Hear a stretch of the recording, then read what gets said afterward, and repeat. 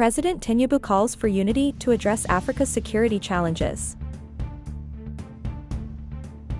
President Bola Tinubu of Nigeria has emphasized the importance of unity among African nations to effectively tackle the continent's growing security challenges.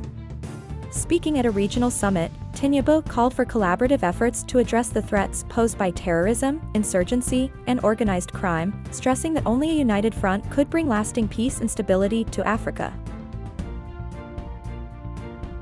President Bola Tinubu has urged African nations to unite in the fight against the continent's escalating security challenges, including terrorism, insurgency, and organized crime.